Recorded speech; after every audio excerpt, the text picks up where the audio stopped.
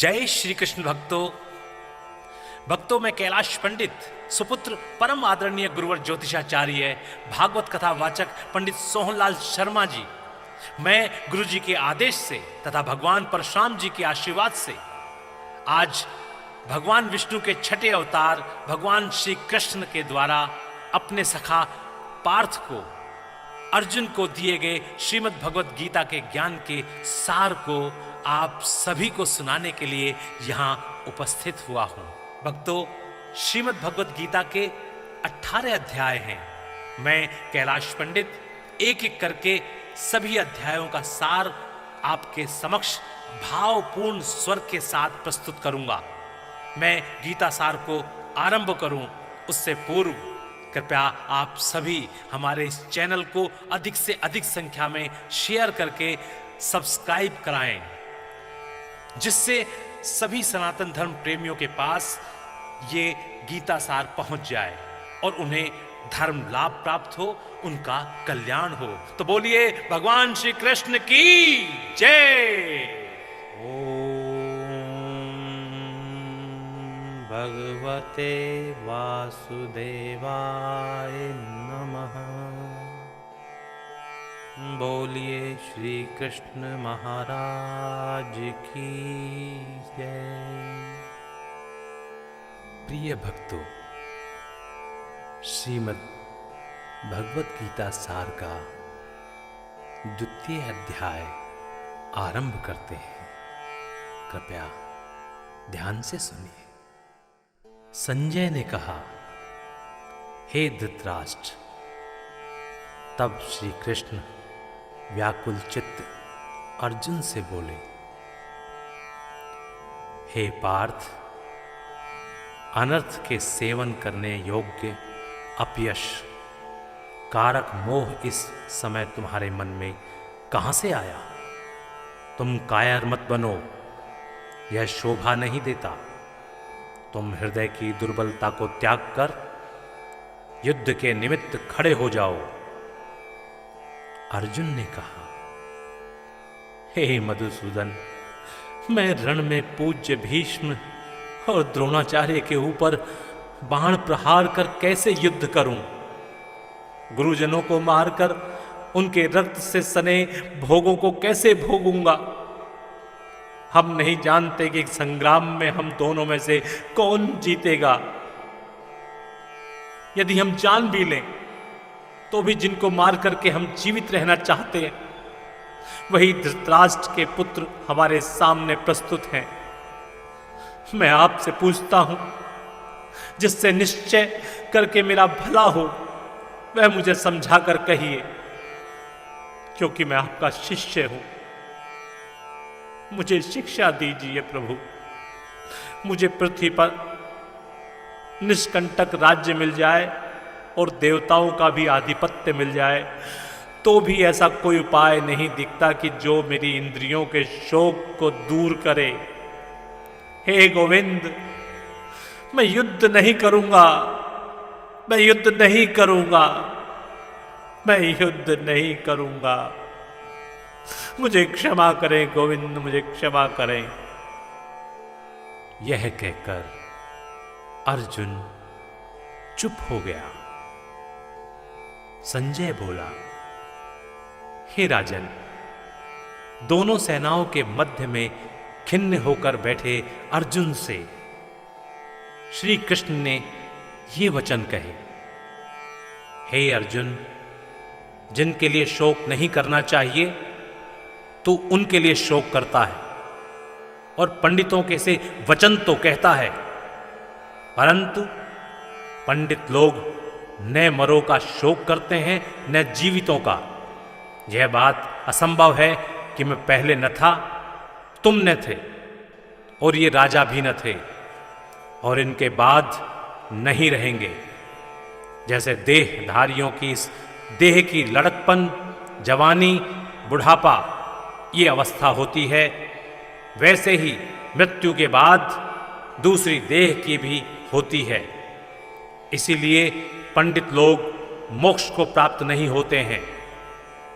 हे नरश्रेष्ठ, सुख दुख को समान मानने वाले जिस वीर पुरुष को ये बाह्य पदार्थ कलेश नहीं देते, वह मोक्ष पाने का अधिकारी है। असत वस्तु का तो अस्तित्व नहीं है और सम का अभाव नहीं है। इस प्रकार इन दोनों को ही तत्वज्ञानी पुरुषों ने देखा है। जिससे सारा संसार व्याप्त है उसको अविनाशी जानो, क्योंकि इस नाश रहित आत्मा का विनाश करने में कोई समर्थ नहीं है। अतएव हे भारत, तुम युद्ध करो। जो पुरुष इस आत्मा को मारने वाला तथा जो मरने वाले मानते हैं, वे दोनों ही ज्ञानी नहीं हैं, क्योंकि यह आत्मा न मरती है न मारती है। आत्मा न कभी जन्मती है और न कभी मृत्यु को प्राप्त होती है। नष्ट होने पर भी वह नाश को प्राप्त नहीं होती। जो पुरुष इस आत्मा को नित्य अविनाशी, निर्विकार और अजन्मा जानता है, वह किसको घात कराएगा और किसको मारेगा। जिस प्रकार मनुष्य पुराने वस्त्र को फेंककर नए वस्त्र ग्रहण करता है, उसी प्रकार आत्मा पुरानी देह छोड़कर नई देह धारण करती है। नैनम छिन्दन्ति शस्त्राणि नैनम दहति पावका न चैनम क्लेदयन्त यापो न शोषयति मारुतः। आत्मा को शस्त्र नहीं काट सकते हैं। आत्मा को अग्नि नहीं जला सकती है। आत्मा को जल भिगो नहीं सकता है। यह अविनाशी, सर्वव्यापी, स्थिर, अचल और सनातन है। यह इंद्रियों से जानी नहीं जा सकती। यह कल्पना से भी परे है। इसलिए ऐसा जानते हुए तुम्हें शोक करना उचित नहीं है।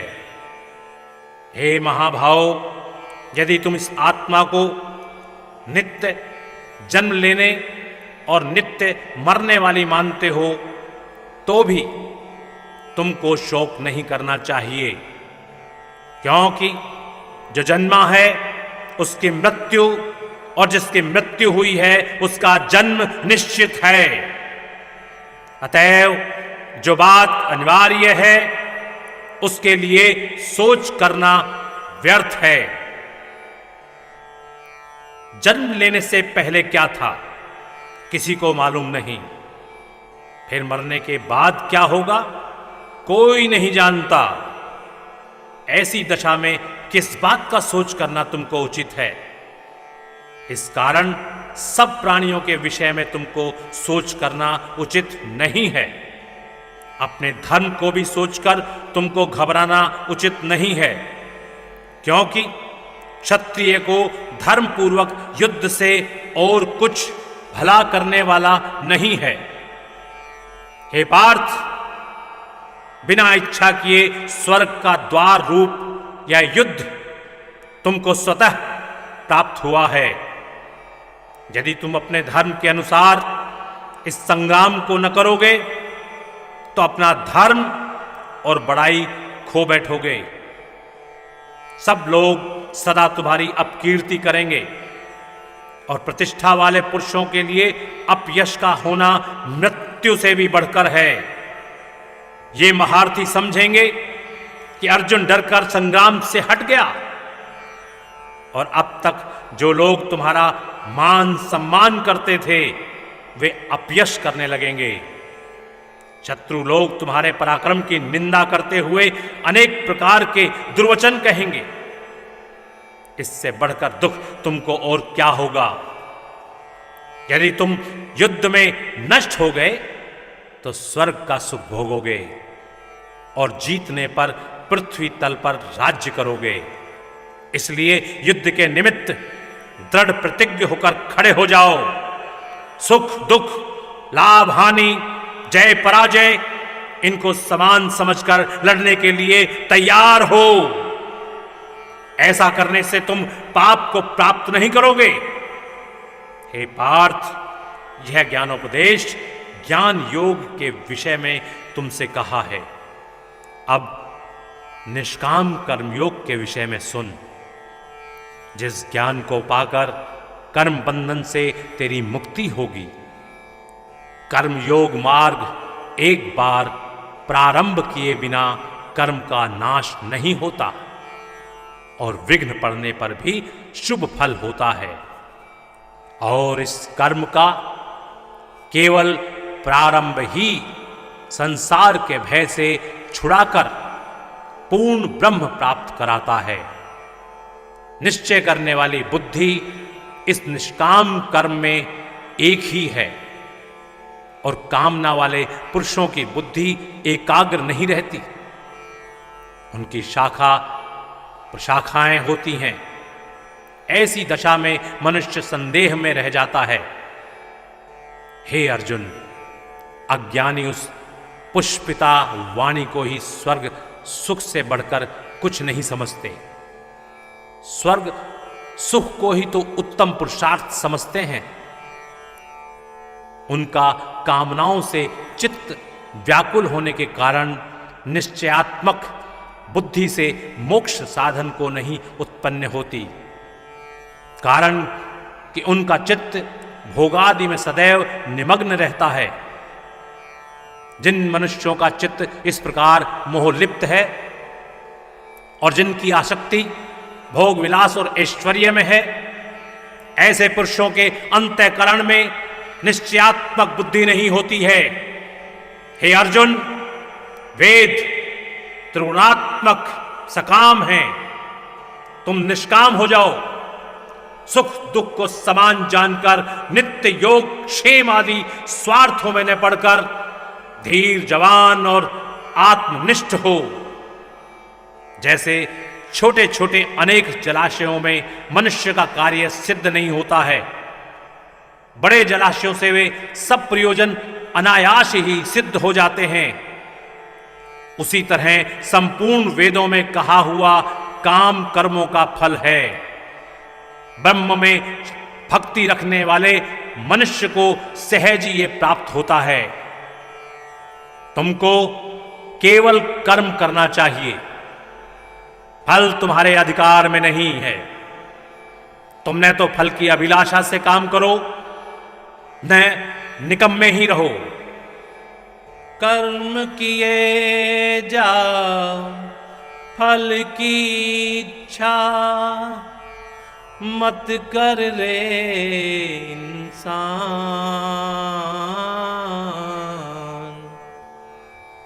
जैसा कर्म करेगा वैसा फल देगा भगवान।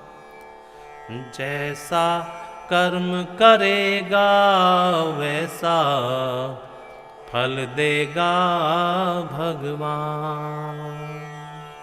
फल की आशा त्याग कर कर्म की सफलता को समान मानकर तुम योगस्थ होकर कर्म करो।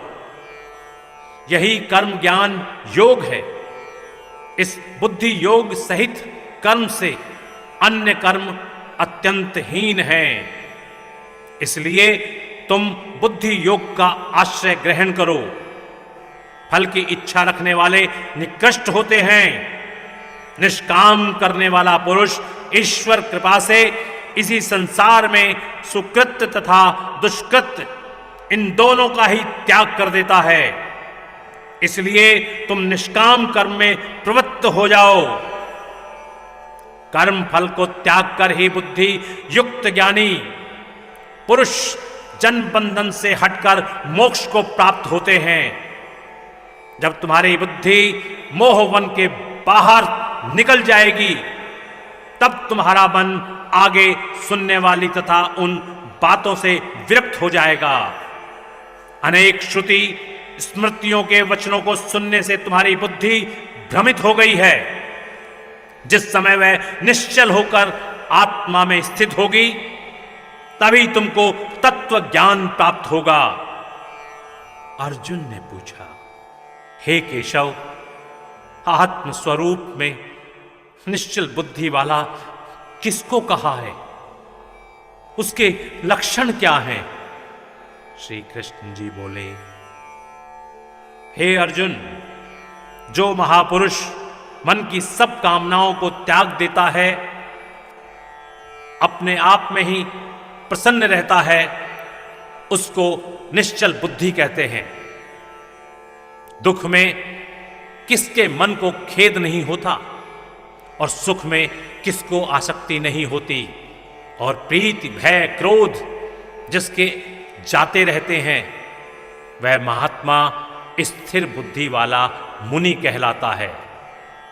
जो शुभ पदार्थ प्राप्त होने से हर्ष नहीं करता, अशुभ से अप्रसन्न नहीं होता, उसी की स्थिर बुद्धि जानना चाहिए। और कछुआ जैसे अपने अंगों को सिकोड़ लेता है, उसी तरह जो पुरुष अपनी इंद्रियों को विषयों से हटाता है, उसी की बुद्धि स्थिर जाननी चाहिए। निराहारी पुरुष के विषय घट जाते हैं, परंतु विषयों में उसकी चाह बनी रहती है।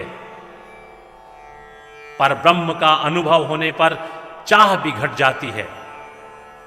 हे अर्जुन, मोक्ष में प्रत्यक्ष करने वाले विद्वान व्यक्ति को भी प्रबल इंद्रिय बलात्कार से उसके मन को जीत लेती है। इसलिए सब इंद्रियों को विषयों से रोक मेरे विषय में तत्पर हो जावे।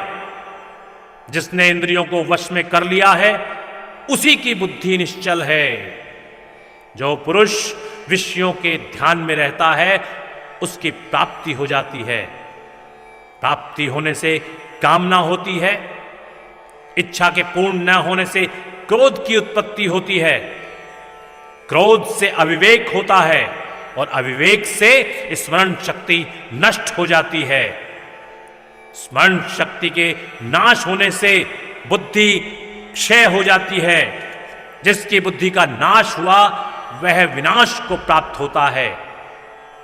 जो पुरुष राग द्वेष से रहित हो, अपने मन को वश में रखता है, वह शांति को प्राप्त होता है।